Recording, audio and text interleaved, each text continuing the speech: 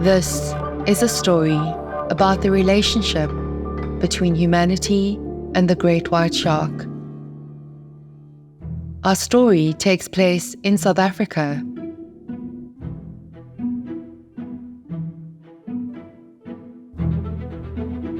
Along the Western Cape, the rocky and rough shorelines above give way to the iconic kelp forests of Cape Town down below.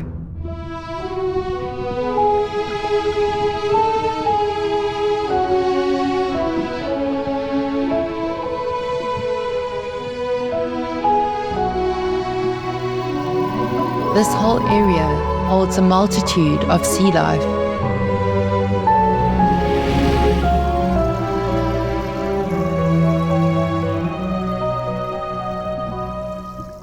The wildlife and beauty of this area is a huge draw for tourists around the world.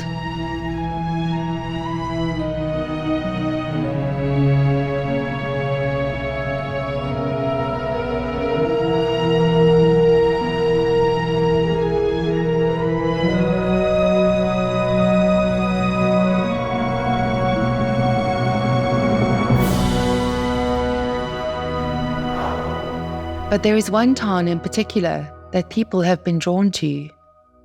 Along the Cape is the small town of Gansbaai, known as the Great White Shark capital of the world. Just offshore is Dye Island, home to 60,000 Cape fur seals. It's been a world-renowned hunting ground for the great whites.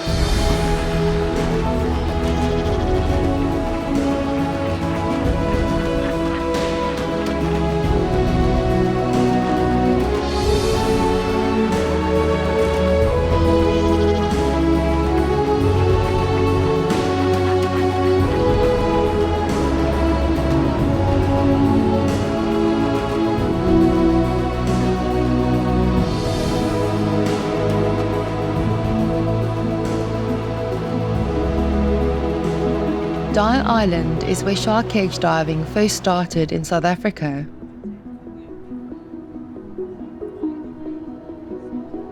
And where the shark tourism economy could bring in $4 million a year to Gansbaai.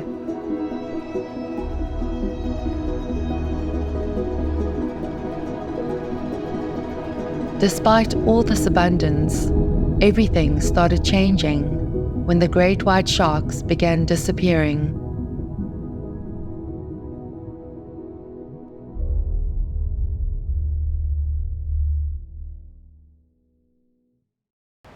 My name is David Etoy. I'm an activist and a conservationist. I spent the last 3 years in Latin America, mostly working on campaigns and preparations for campaigns to safeguard the Vaquita Marina in Mexico, and also to safeguard the environment around Cocos Island. And so at this point in time, it's of the utmost importance for us to be speaking for those who cannot speak for themselves. Having worked in and around campaigns which dealt with the Vaquita Marina in Mexico was really an eye-opener, because this animal is real-time going extinct. And looking at the great white shark in South Africa, which used to be in great numbers around this island that I'm going to swim to, the one lesson I took from the Vaquita Marina is that we took too long to interfere. I realized that a very real and possible outcome for this shark is also utter and complete extinction in the wild. And so with a great white shark, I think we still have a chance, but we need to act and get involved right now. We can't wait up until there's only 100 left. I'm going to do something that has never been done before.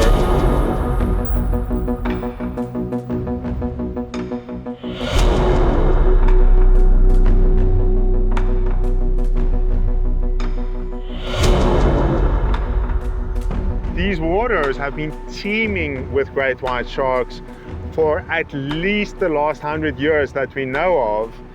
And so maybe 10, 15 years ago, it would have been suicidal swimming to that island. But right now, for the last couple of years, we have not seen that many sharks around here, and they've disappeared for long periods. So I will be swimming to this island in an attempt to raise awareness about the great white shark and its continued disappearance from the Cape's ocean. So the last thing in the world we want is to actually have a negative encounter with a great white shark on this swim. So we've really done our homework carefully to make sure that it's going to be a safe swim, and I'll be wearing a product. It's a product called Shark Bands, and you strap it on your wrist. And how it works is it's got a very strong magnet on that, and it interferes with the electromagnetic sensors that the shark uses to detect its prey. It causes a feeling of discomfort in the shark. The swim is going to be between 7 and 8 kilometers of open ocean swimming. So of course, a big part of the preparation is physical. You have to fine-tune your body to be adaptable to the cold water.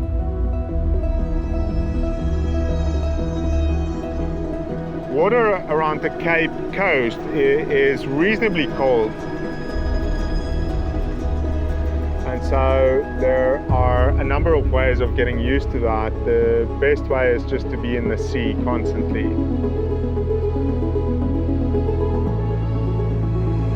You've got to start putting yourself in the ocean without a wetsuit every single day.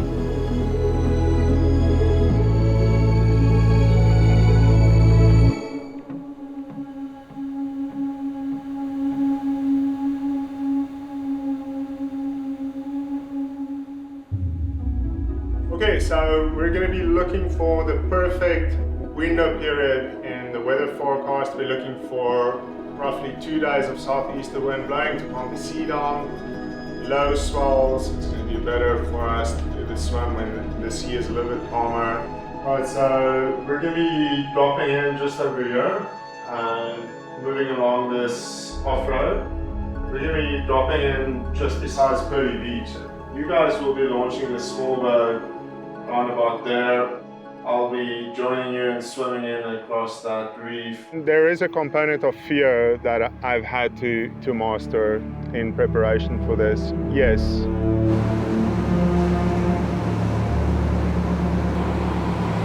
I wouldn't say that I easily get spooked. I may have second-guessed doing this on a few occasions. But I believe one has to try to overcome one's fear.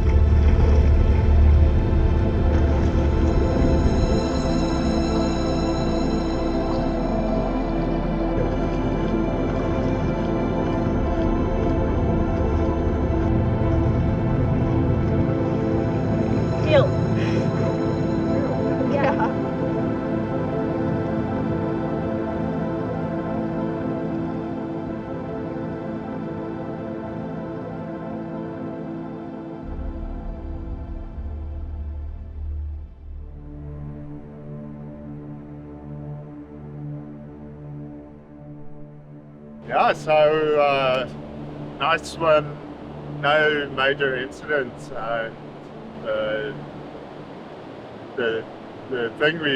The issue we suspected is, yeah, I didn't see a single shark.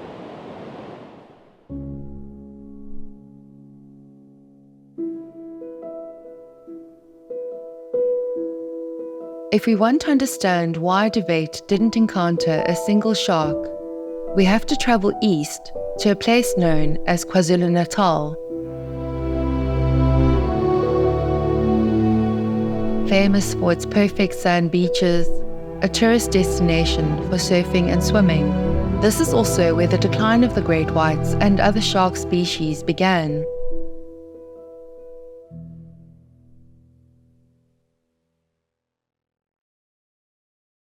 But there was a really bad period known as the Black December of 1957. There were 3 very serious shark attacks in the Margate area.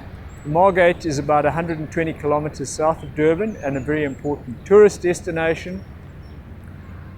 2 of the 3 attacks were fatal, and the 3rd attack was very serious.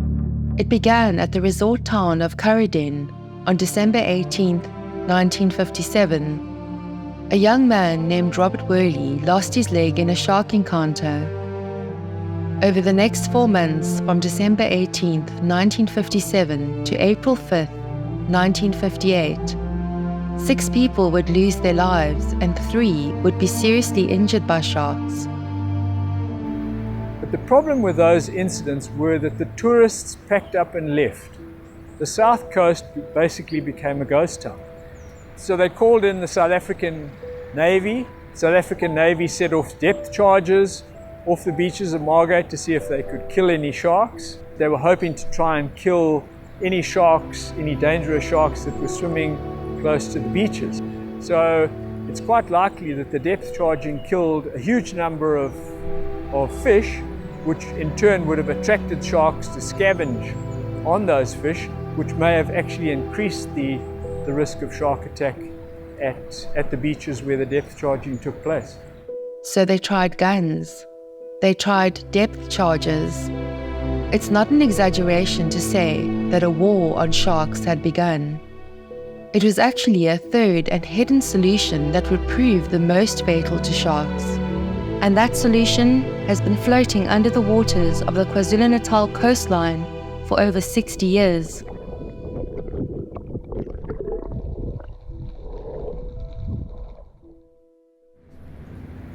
The province of Natal realized that shark attack was having a negative impact on coastal tourism. So the economics of shark attack were very detrimental to the coastal towns. And so the Natal Anti-Shark Measures Board, as it was known in those days, was formed in 1964.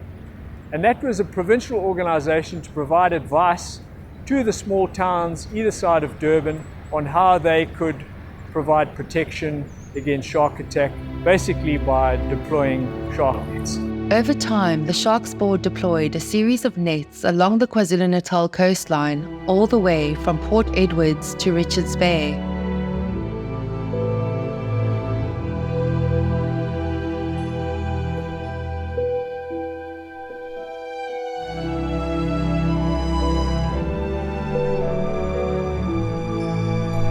Monday through Friday, this is the job of the Sharks Board crews.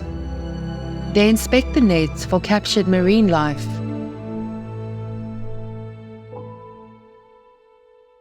It's not an easy job and is actually quite dangerous.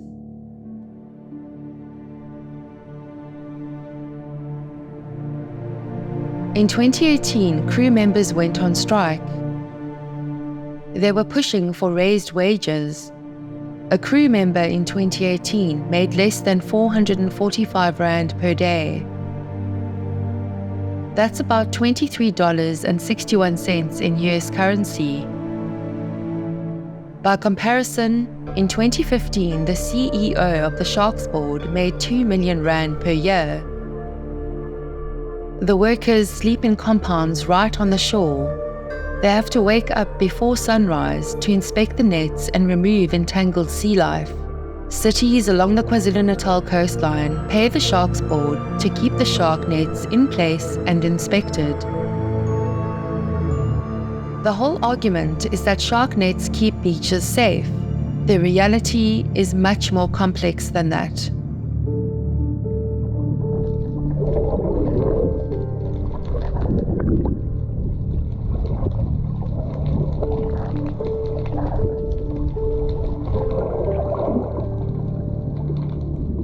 It's a gill net.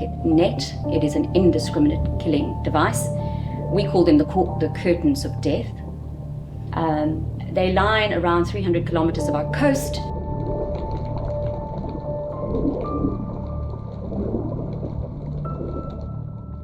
I would say in our area here, the greatest threat to our tiger shark population is a Natal shark sport.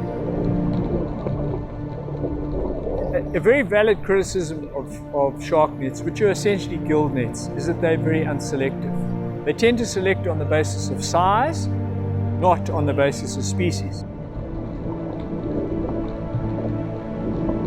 These days, here we are in the 21st century, we would think that we would have come up with a better solution to protect humans in the water than having these nets that kill everything. And we were finding more and more entanglement of whales in shark nets. The shark sport has to go out and try and free the whale. The whale doesn't realize that the shark sport are there to try and help it. And we've had situations where the staff have been seriously injured.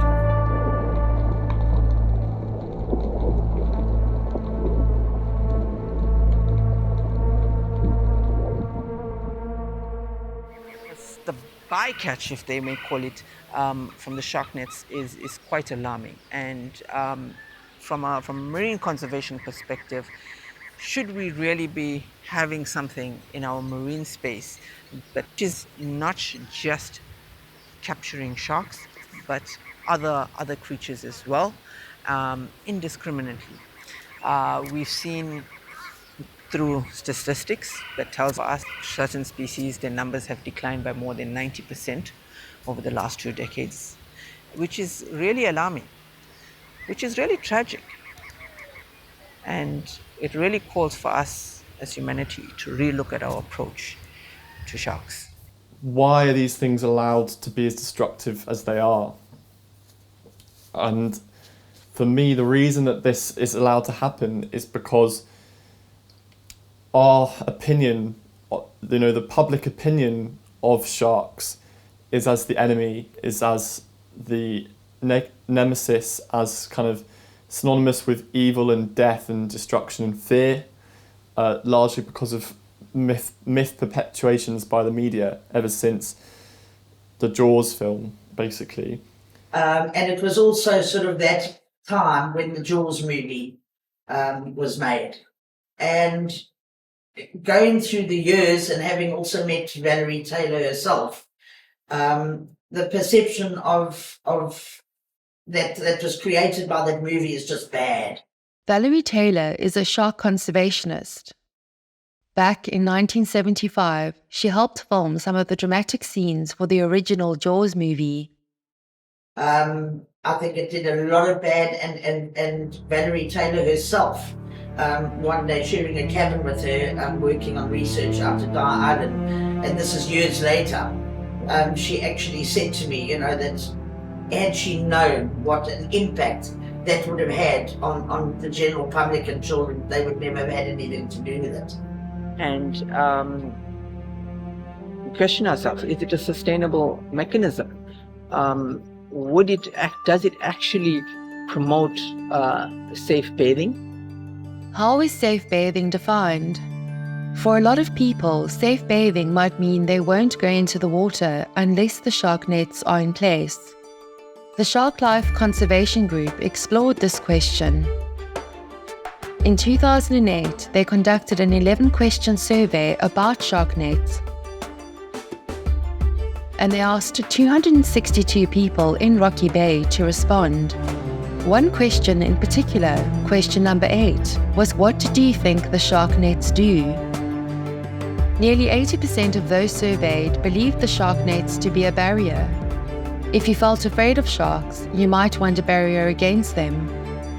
This is the reality of the shark net's construction. The nets are approximately 212 meters wide, and most beaches are protected by 2 nets, side by side.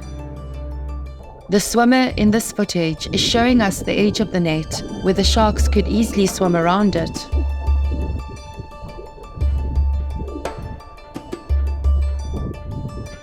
In this footage, the anonymous diver goes deep enough to show us that sharks can swim underneath the nets. With so much room on the sides and underneath, it's clear that the shark nets were never designed to keep sharks out. And the concept behind it is that the more shark you kill, the less shark interaction and with human we're going to get. So they don't work to protect human from shark, they actually work to reduce the shark number. The shark nets are not creating an enclosure to keep sharks and people separated from each other, to the point that 40% of the sharks are actually trapped while swimming out, on the way out from the beach, not swimming towards the beach.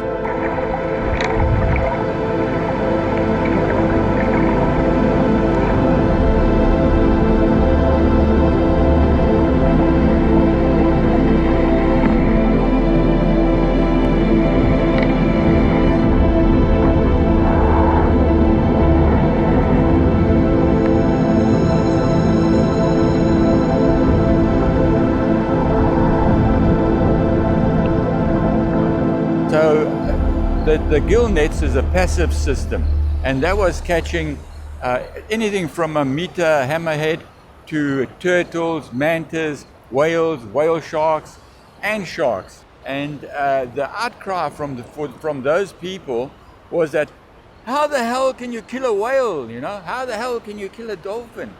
But no one shouted for the sharks. You know? They were equally as important and being slaughtered in their thousands. So to keep that voice silent, they came up with a system that targeted the sharks only, an active system called what they call a drumline. Now drumlines are essentially a large drum or a float with a big hook that's baited, suspended from underneath. And we know that drumlines are far more selective. We first introduced drumlines in the early 2000s. We've now got 177 drumlines fishing along the coast.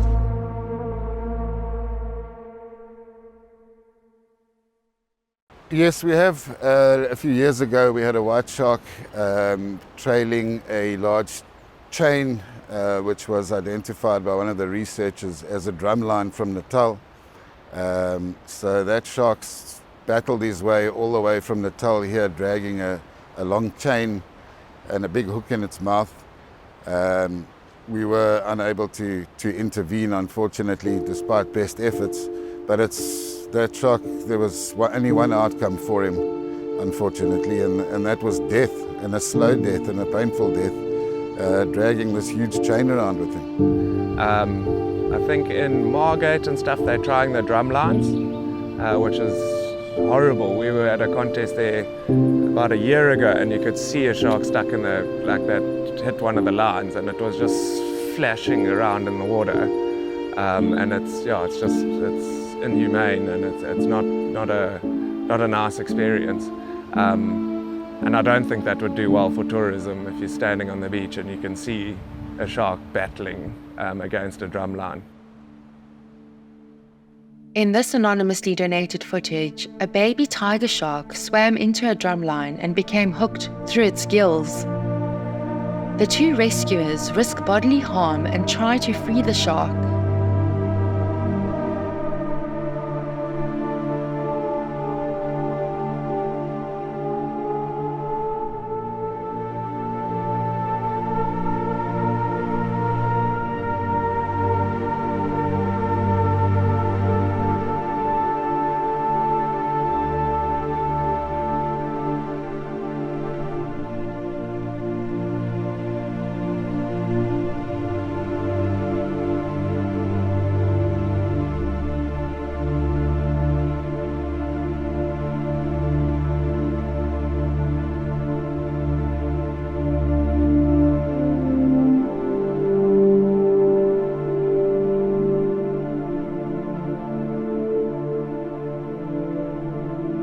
We don't know what became of the shark or if the hook was removed.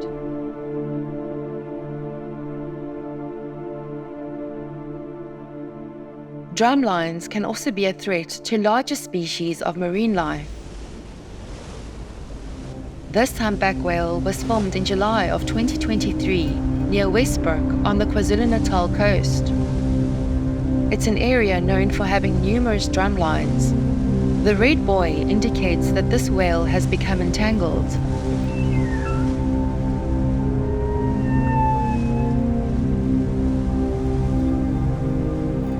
We can't be certain whether it's shark nets or drumlines, but it's clear that its pectoral fins are trapped. If we zoom in, we can see the 3 separate areas of net material or drumlines wrapped around the whale's body.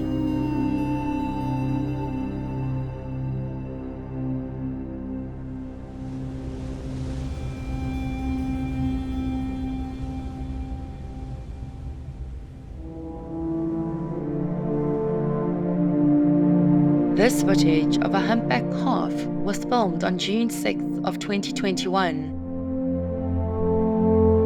We don't know where these ropes and buoys are from. They are a stark reminder that what we place into the ocean has significant impact on all sea life. All manner of creatures can become entangled and die. We feel how wrong it is that these whales should suffer. What is different for sharks is that along the KwaZulu-Natal coastline, humans are specifically trying to capture and kill them in nets and hook them on drumlines.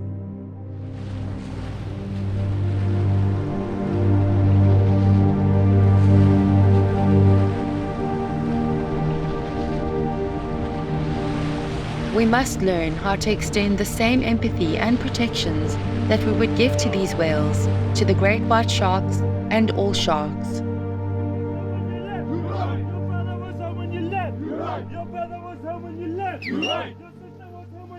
Your dog was home when you left. You're right. Your fish was home. Hey, run! You run! Your fish was home when you left. You're right. Let's move! Let's move! Let's move! Why you stopping? Move!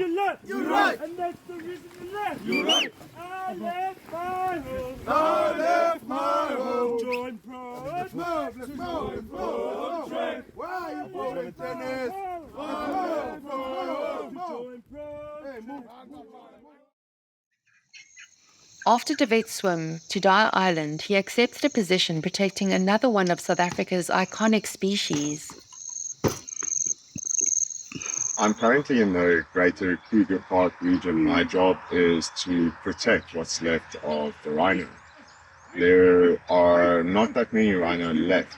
South Africa, however, is sitting with a far greater majority of rhino in the world. We have about 25,000 rhinos left. Now, the Kruger Park has traditionally been the stronghold of the rhino. Now, when we talk about rhino conservation, it's very interesting when we compare that to shark conservation. We see that there's actually nothing being done in terms of shark conservation, despite the fact that great white sharks, for example, have brought in a lot of tourist money. It's a very popular tourist activity to dive with great white sharks and BC sharks, tiger sharks. But despite the fact that it does bring in the tourist money, sharks have enjoyed very little protection, if any. One could argue that they're actually still actively being culled by the KwaZulu-Natal Sharks Board. There's a huge discrepancy in the way that we treat the conservation of rhino, where we're pumping hundreds of millions of rands into very effective conservation efforts.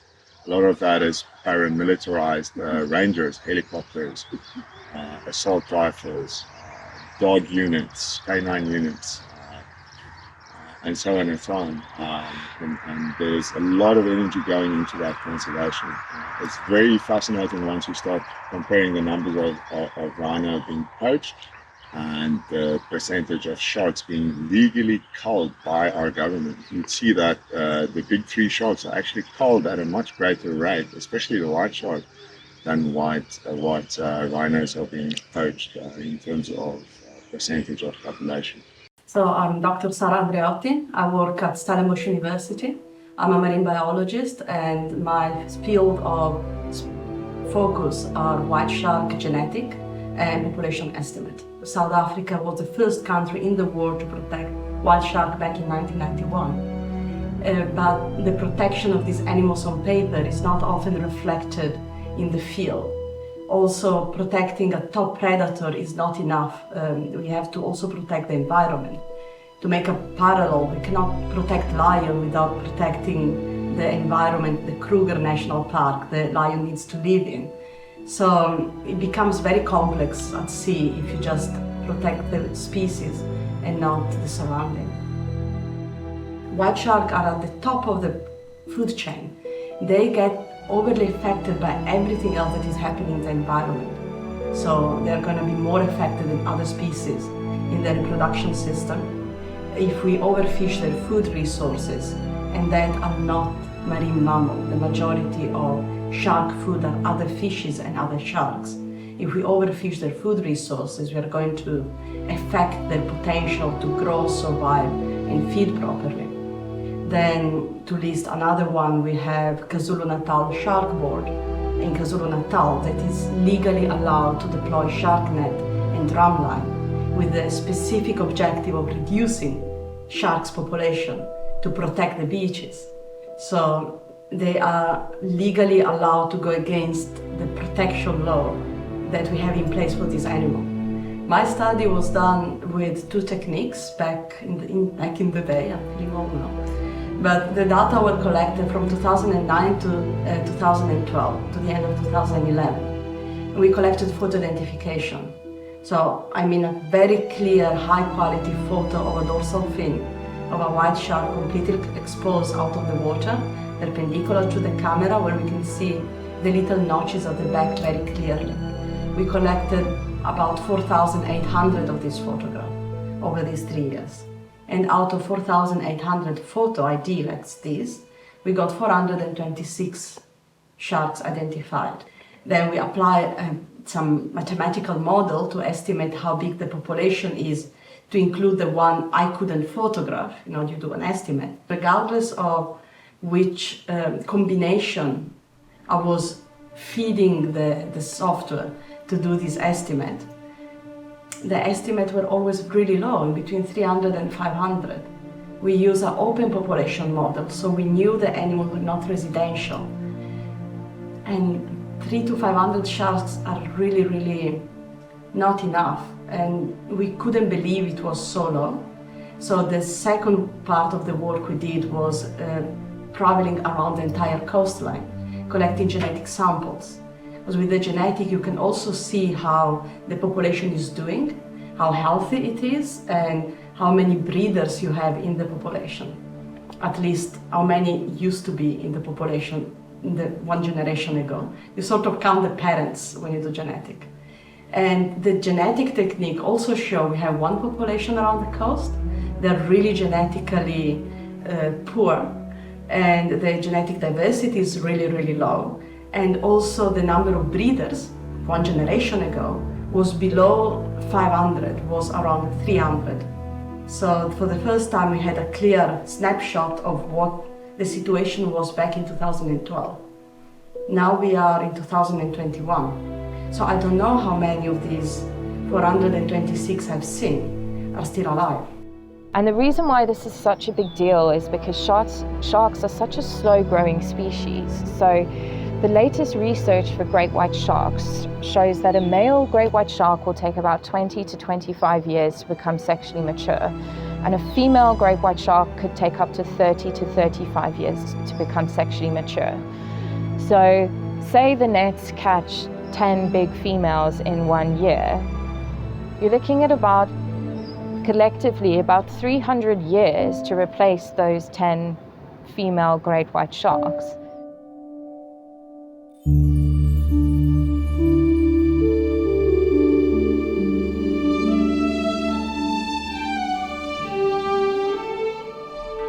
So every marine ecosystem is made up of a food web. And within this food web, you've got different trophic levels. And essentially, great white sharks are at the top of this food chain. They are on the top trophic level.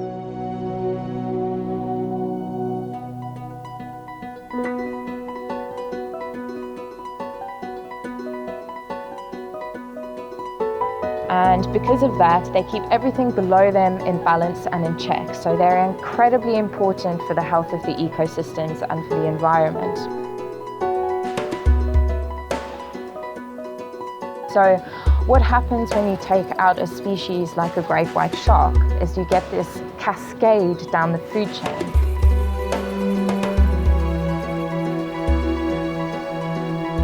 Okay, this is just a very, very simple example.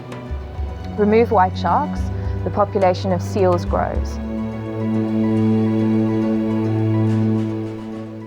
Then the fish populations go down because the seals are eating too many fish. Then the zooplankton populations increase because there aren't enough fish to eat the zooplankton, and then the zooplankton eats all of the plankton, and then there isn't enough plankton to go around, and plankton is the thing that is photosynthesizing to give us oxygen. So inevitably, if we lose our white sharks in South Africa, our marine ecosystems will break down.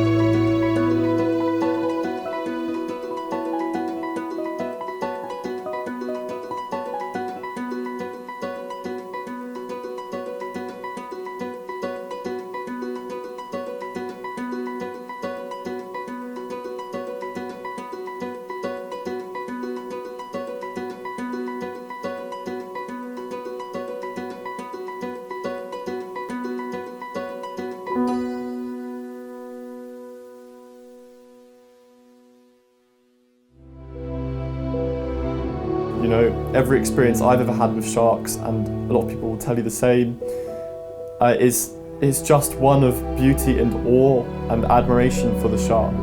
The way they move, how streamlined they are, how purposeful they are with their intentions. You know, they're far from a mindless animal, for sure. And yes, they can be dangerous, but it's in such a small scale, and it's been massively blown out of proportion. And they're much more dangerous dead than alive, because without them in the oceans will fail, the oceans will be unhealthy. They're integral to the health of the oceans, so it will be way more catastrophic to ultimately humans if sharks were to disappear, if sharks were to be killed.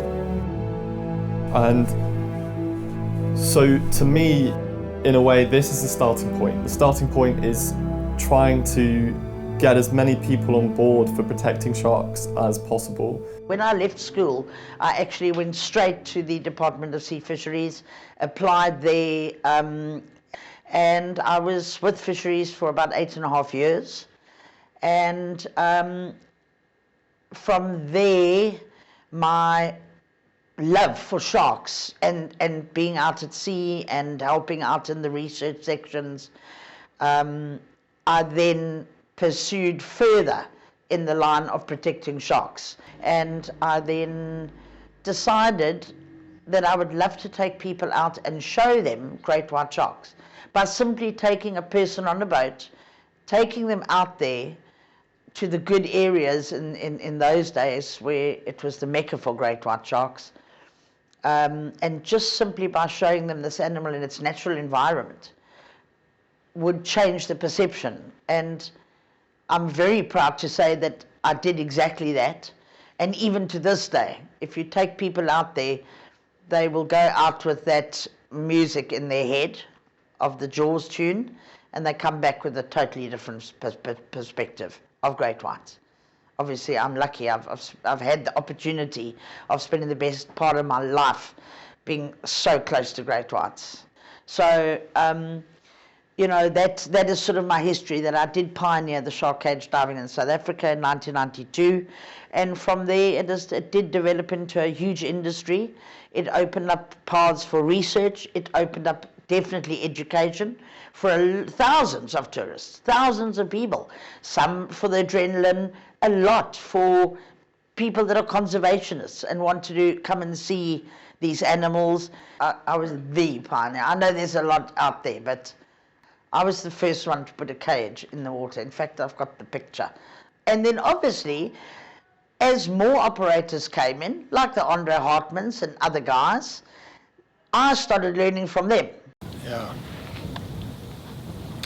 Okay, my name is Andre Hartman, and I used to be a very good spearer, and then I got into sharks. My first encounter with a white shark was in 1976. It was quite big, it was about 5 meters, maybe more, I don't know. We started a company,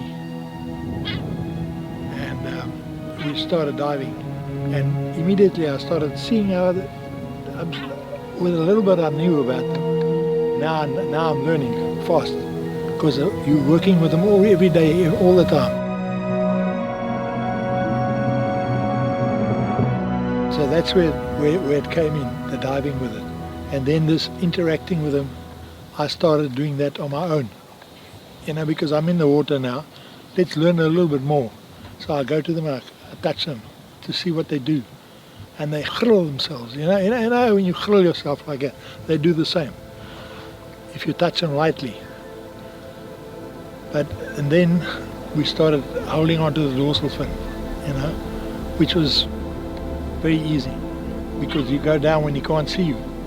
So you bomb down on top of him, and you just grab the dorsal fin very lightly, and he drags you around. He doesn't even know you're there. He feels he's getting heavier. So he starts kicking a little harder. You just feel him to maintain speed, because the speed he's swimming is breathing at when he feels comfortable, you understand? So that's all. And then I learned that they're not really dangerous. You can manipulate them, you can sort them out in the water, because it's fun swimming with these sharks, especially the big ones. The bigger they are, the slower they are, and the safer they are. Because if you can get behind him, then you're fine, behind the teeth. But they never show so much interest in you, really, because it's chum. When they arrive to the boat, I'm thinking, they think the boat is what's leaking this thing.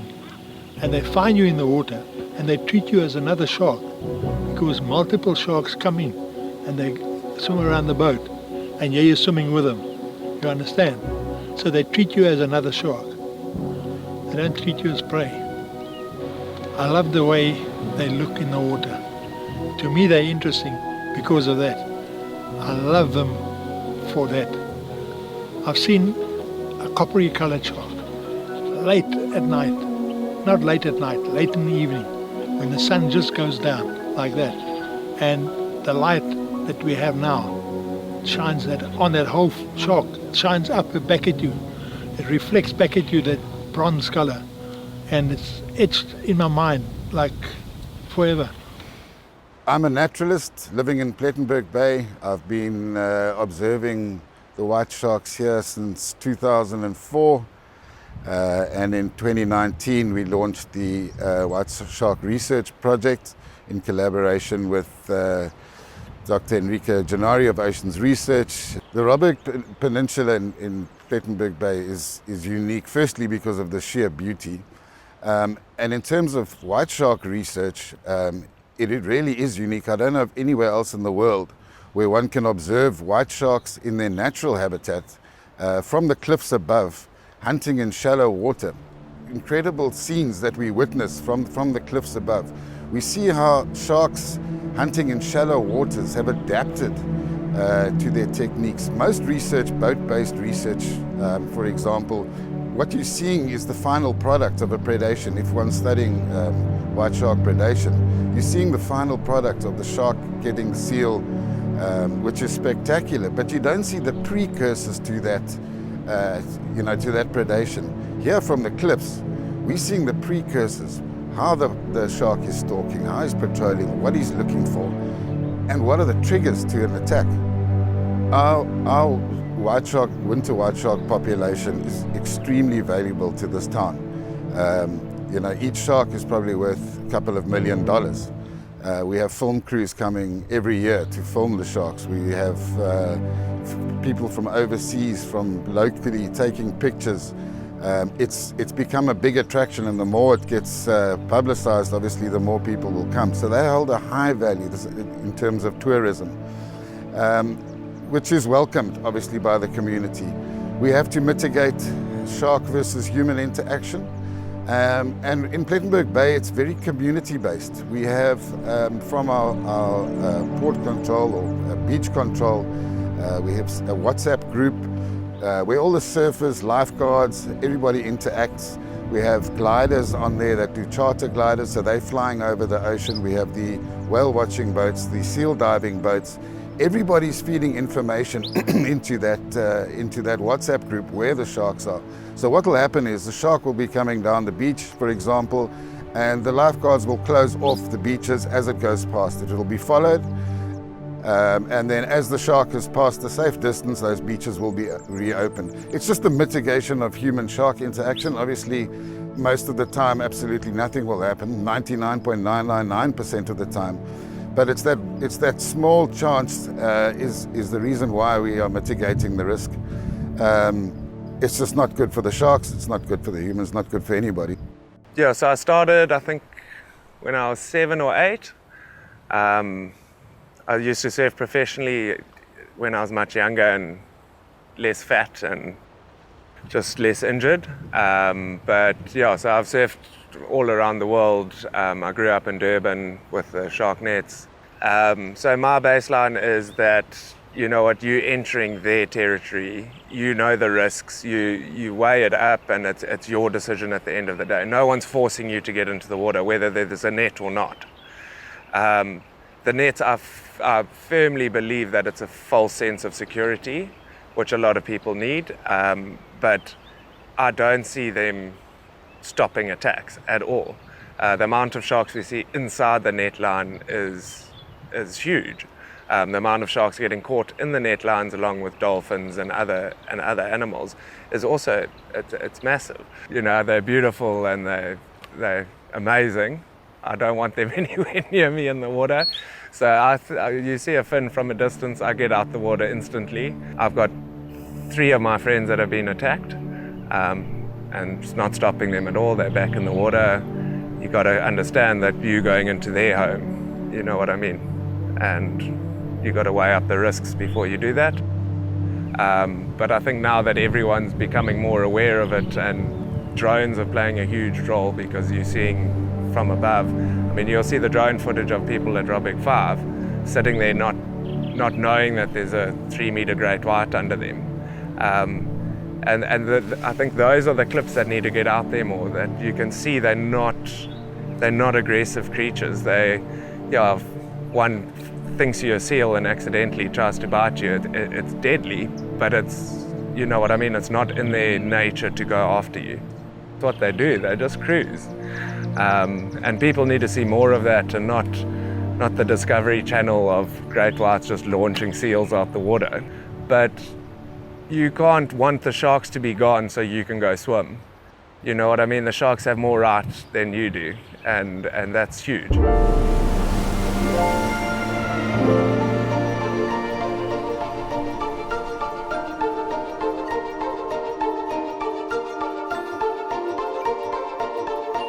What really caused this spate of shark encounters during Black December was a number of things going on in the ocean at the time. Firstly, there'd been big rain, so the rivers were flooding, washing down dead cattle. The rivers were murky. Firstly, the sharks were attracted to the dead cattle, and then the ocean was murky, and that in turn attracted the sharks because, of course, they love to hunt in murky waters. Plus, there were whaling ships in the vicinity, and of course, the great white sharks really love whale meat. And we also learned to understand, when we could be safely be in the space with other marine creatures like sharks, and when we should generally avoid it, So if the rains came down and the rivers came down and we've had chocolate brown water, then we would know, guys, you know what, this is prime Zambezi feeding ground. So we would make the intelligent choice of avoiding the point breaks down the coast during those times. In today's world, when there is heavy flooding and murky water, we close the beaches to reduce the risk of shark encounters. So when we go back in time, we also understand that the shark attacks that occurred in Durban could very well be related to the other industries that were prevalent in the marine space, and that I particularly make mention of the whaling industry. Now, Durban was home to one of the biggest whaling stations, right? And as we understand very well that sharks, particularly great whites, are very much attracted to whale meat, right? And it's without a doubt that you've got a whaling station, and whale oil seeping out into the ocean in huge quantities, that is no doubt that it's going to attract sharks from far and wide. Accordingly, there were a series of shark attacks that took place during that time. That gave rise to numerous beach barriers and eventually the shark nets. When there is a dead whale nearby, we close the beaches because we know that it will attract sharks. Back in October of 2020, a southern right whale was found washed up in Jeffreys Bay. The National Sea Rescue Institute recommended that people avoid swimming in an area that covered approximately 179 kilometers, and that was just for one whale.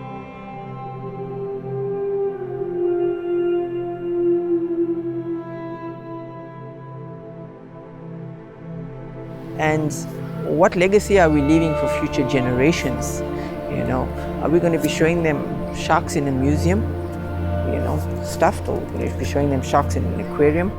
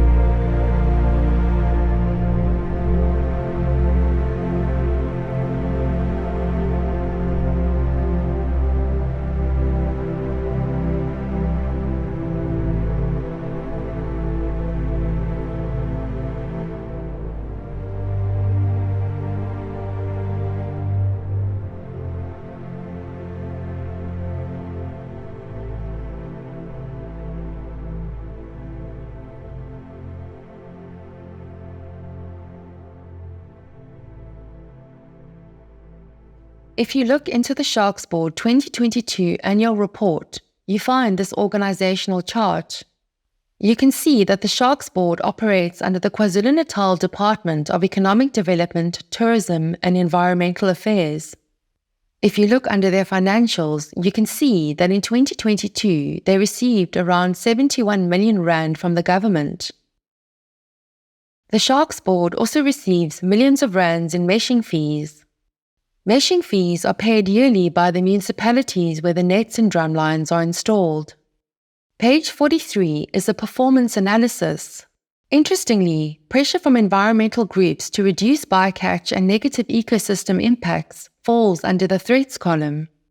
The annual report gives a total bycatch number, and on page 45 you can find a list of total sharks captured and released during the previous year.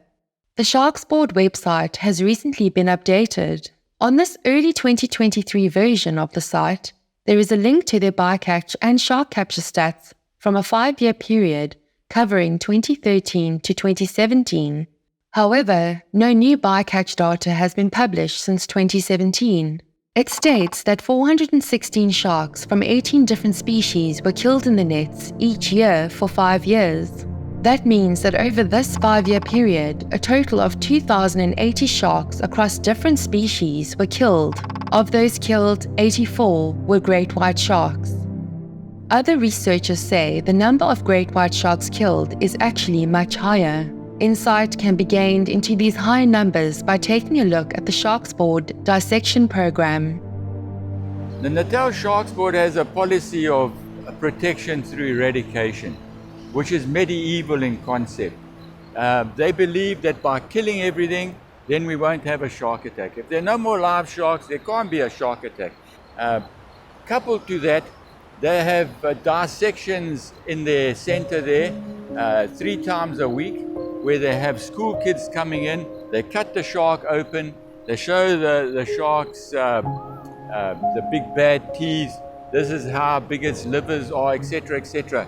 Literally brainwashing our kids into believing that they have an important role in keeping them safe when they enter the water. And I think that's really wrong on their part, and really hypocritical when they call themselves an eco-friendly organization. In actual fact, the exact opposite. They are responsible for the demise of our sharks in our area 100%.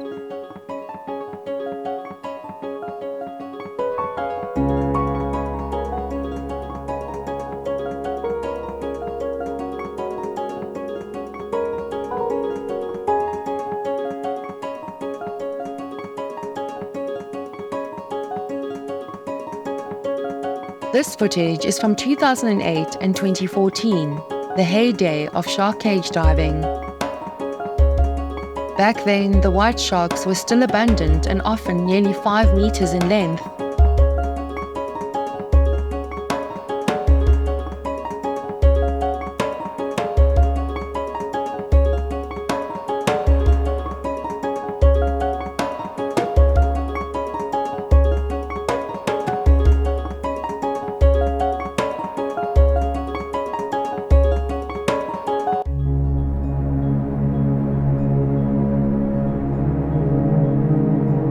But things have changed.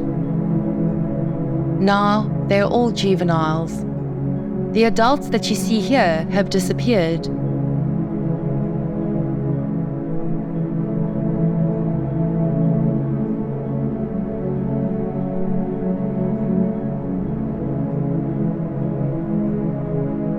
In September of 2023, a study supported by the Sharks Board claims they know why the great whites are missing.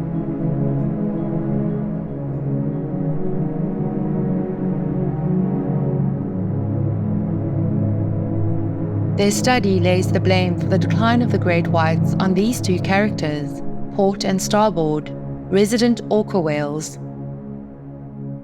The implication of the study is that the population of great whites has simply moved further away because of the orcas.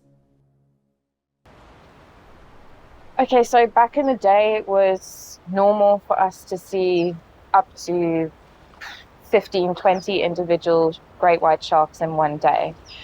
And we would actually see great white sharks all year round, normally on about 98% of our trips. And that is actually what made Gansbaai unique, because it's one of the only places in the world that you could go and see great white sharks at any time of the year, pretty much. But 2018, 2019, 2020, we haven't had a day where we've seen more than 5 individuals in one day. However, saying that, if you look at the data over the past 10 years, the decline in the number of white sharks has actually been recorded for quite a long time. Okay, well, my response to people saying it's just orcas is that how can you hold 2 orcas accountable for the entire decline of the great white shark population around South Africa? The biggest theory is the theory pushed forward by some government scientists. The reason is quite simple. Orca is a natural event, more or less, and we cannot and we should not do anything, even though I know that certain people in Ansbach were ready to go and shoot those orcas. But that is a natural event. This is a natural predator coming into an area and do what he is supposed to do, prey upon a different species. However, the decline of white shark from Ansbach and False Bay started before the arrival of those white shark killing orcas. So the decline started earlier, and then when those orcas came into the picture, there was a much faster decline in Ansbach.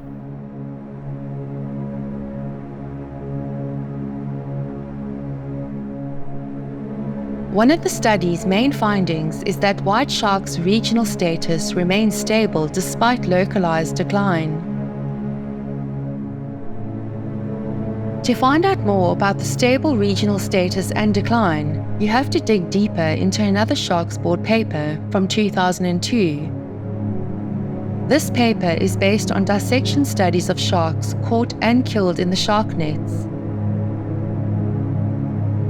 In this paper, it shows that 28,687 large sharks were caught in the nets between 1978 and 2000. Dissections were carried out on 15,666 of those sharks. That number is almost as high as the human population of Gans Bay. This number represents a decline in the shark population and is anything but stable. Another highlight from the 2023 study states, understanding ecological drivers and mortality sources is crucial. The paper from 2002 shows that 524 of the sharks dissected were great whites. That's an average of 22 great whites per year caught in the nets during the study period. If we apply this average number to a longer time frame of, say, 47 years, 1970 to 2017, it would mean that the shark nets have killed an estimated 1,034 great white sharks. If you calculate the annual average of all sharks dissected during the 22-year study, it comes to 712 sharks killed in the nets every year.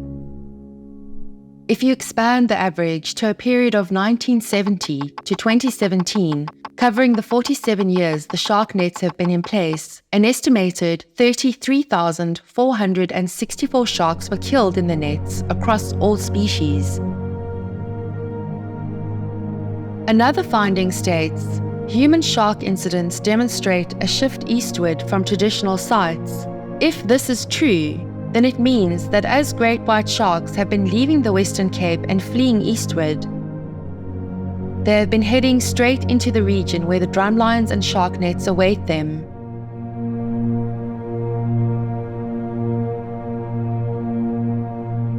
The true number of sharks killed may never be known. However, countless other species have also lost their lives to this technology. If we return to the 2013 to 2017 study and apply the annual bycatch averages to 1970 to 2017, here are the estimates of how many animals have been killed by the Sharks Board policies.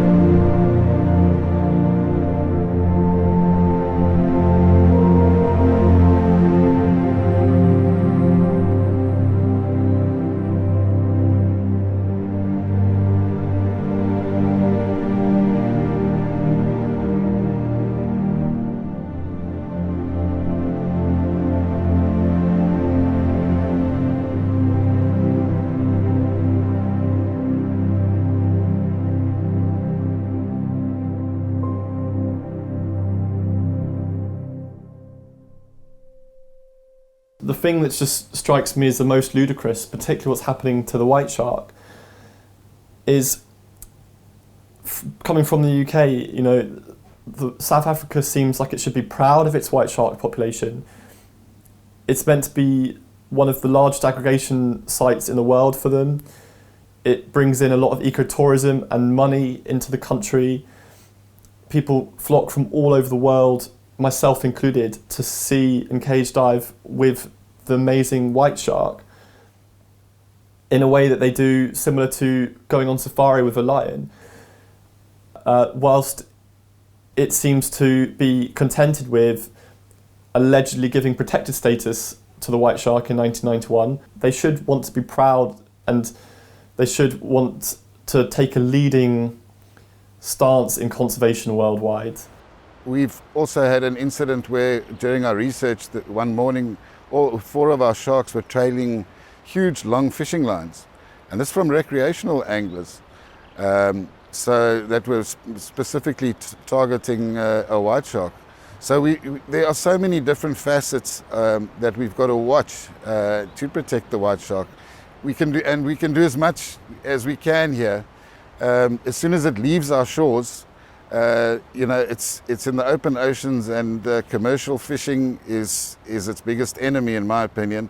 We had a major problem a few years ago, but the general angling fraternity has decided to join forces and look after the white sharks and report incidents where people are specifically targeting white sharks. But long lining, definitely, even though they'll tell you that they use only very thick lines on their hooks, once a shark takes that bait, he doesn't just sit there. He's going to try and get away as best as he can. He gets tangled in the lines, he can get other hooks hooked in him, and he sits there, trying to get loose. He can be predated on by another white shark, or he dies a slow death, and he'll, most probably just be unhooked and left to sink to the bottom of the ocean.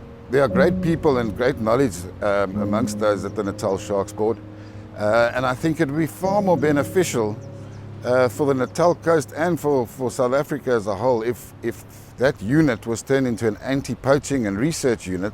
You've got all the skills, you've got the manpower, you've got the vessels. We're seeing in Natal a lot of gill netting in the river systems going unchecked, overfishing, both recreationals and commercials. And I think they would be far better served, monitoring and putting a stop to the poaching and the overfishing. If you're a biologist, you've got to have some empathy with the environment. And for me, it was a job. Okay, I didn't enjoy the fact that sharks were being killed. In fact, none of the guys at Shark Sport enjoyed it, but it was a job that had to be done because the law stated that protection had to be provided. And I saw it as an opportunity to learn about sharks because we've produced a lot of scientific papers. I don't think there are any simple answers as to the impact of decades of shark netting off the coast. That public opinion would not allow shark nets to be put in. And it's really an economic decision. And it's going to be a very brave politician who says, guys, we're taking the nets out. What if someone was brave enough? They'd need to know that people are ready for this change. Back in Rocky Bay, where the Shark Life Conservation Group conducted the study about the perceptions of shark nets, they asked this question: would you still come to Rocky Bay if there were no shark nets? Surprisingly, 82% of those surveyed said yes. When asked, would you still come to Rocky Bay if there was a shark attack? Of the 262 people questioned, 70% said yes, they would. The shark culling devices were removed from Rocky Bay Beach on the morning of the 30th of April in 2014.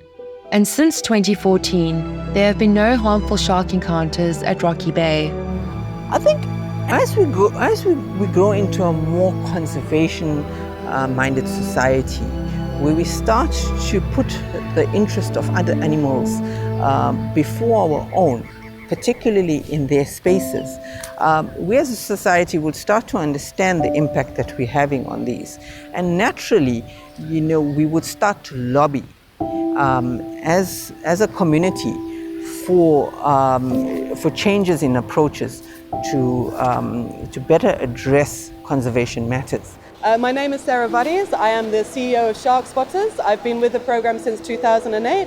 and I'm responsible for the growth and strategic development as well as the daily operations of the program. So I have a zoology degree. I've been managing shark spotters for 14 years. So False Bay has historically had the second largest aggregation of white sharks in the world, the largest being just up the road in Khansbai. I think with the Shark Spotters program, it's a proactive program. It really takes a lot of community buy-in and changes a lot of public perceptions, and I think that's what it makes it so successful. So obviously having a program that is non-lethal for sharks, Shark Spotters really finds a balance between people and sharks. So it's there to protect people, to keep them safe, but also to protect sharks. My name is Mrs. Koia. I'm a field manager here at Shark Spotters. Basically, I look after the spotters and stuff like that, but at the same time, I'm a spotter myself, so there will be times that I'll be doing the actual spotting and stuff like that. I mean, I've been here from the very beginning, so it's been over 15 years, I believe, and so I've seen quite a lot of white sharks in my time, but yeah, I'm still like itching and waiting to see like the very first white sharks after like this past 2 to 3 years. The shark nets in Durban, KwaZulu-Natal, those are it's like gill nets. Those nets are designed to catch and kill sharks. So it's different to what we do here. Like what we do here is it's more of environmentally friendly form. Basically, is to actually like keep the sharks safe and the human being safe. So we have a spotter who is positioned on the mountain, who uses polarized sunglasses and binoculars and scans the ocean looking for sharks. So they've learned to identify the shadow under the water and the way that it moves. If the spotter on the mountain sees a shark, they will radio the spotter on the beach, who will set off the siren, and then we have a flag system which informs people when they come to the beach what the shark conditions are on the day. So the mountain spotter is focusing on surveillance and the beach spotter is focusing on response and communication with the public. In terms of what they can do as a Natal Sharks Board, we're seeing like they've done at Fishhook Beach, where one can use an exclusion barrier. If you really want to create a safe area for people to swim, it's not necessary to kill the entire population. Exclusion barrier can be set up by lifeguards in the morning, retrieved in the afternoon. Nothing dies, nothing can enter the area. The exclusion barrier in Fishhook is deployed during the spring and summer months. It's the only barrier of its kind in the world that is taken in and put out daily. So it's not left in overnight, it's not left in bad weather conditions. And the reason for that is that it, one, prevents entanglements from any marine animals in the area. Obviously at night they can't see the net, and during the day the net is monitored by shark spotters. So we'll see if any animals come close to it. And then secondly, it saves us a lot of money on maintenance costs, because if the weather isn't suitable, we don't put the exclusion barrier in, so it doesn't get damaged in big swells and storms. There's a lot of new technologies that are being developed which are very promising.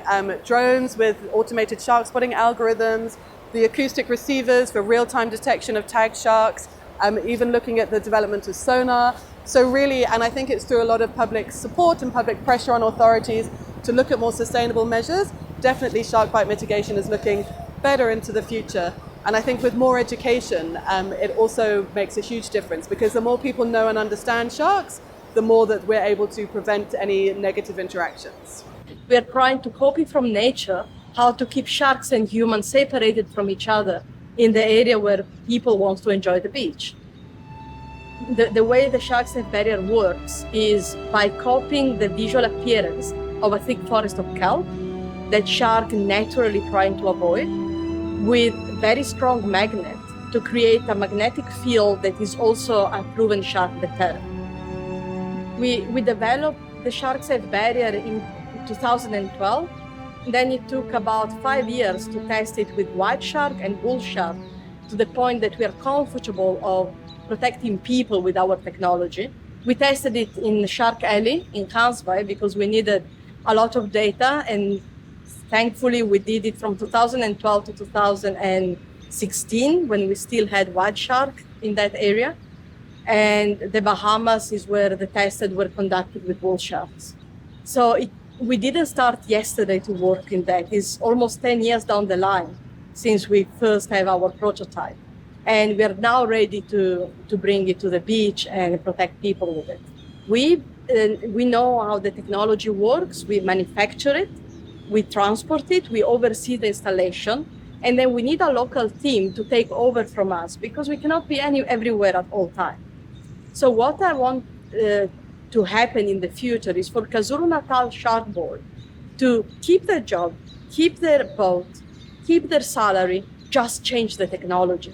So the difference is instead of taking dead animals out of nets or drum line, what they have to do is take care of the pipes, go clean them, replace them if there is some problem, and be the beach controller to make sure that we can ensure a peaceful coexistence with our shark in South Africa.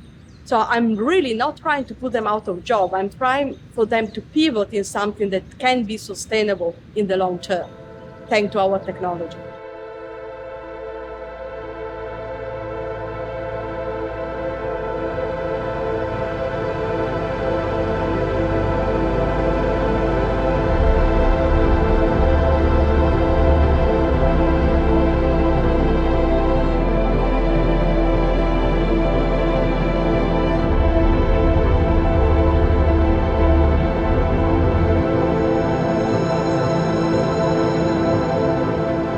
And I think for myself, my greatest fear is diving down and not finding them there anymore.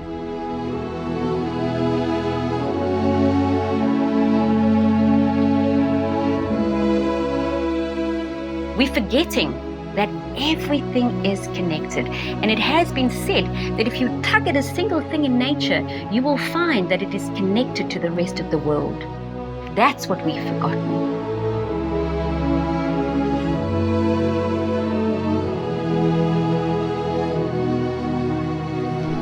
My name is Dr. Enrico Gennari of Ocean Research in Mossel Bay, South Africa. I am a shark biologist, ecologist, but most importantly, I am a conservationist. All my research on white shark has been based here in South Africa. So hopefully there is still time. Hopefully there is still enough to do, but we can't wait long. A different world is possible.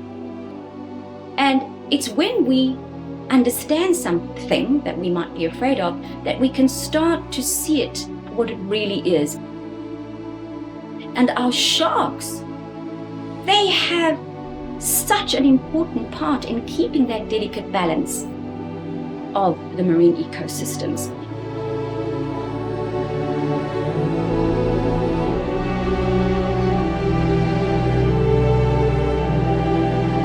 So we need our sharks alive. Every single shark's life is as important as every other living creature on this planet, including humans.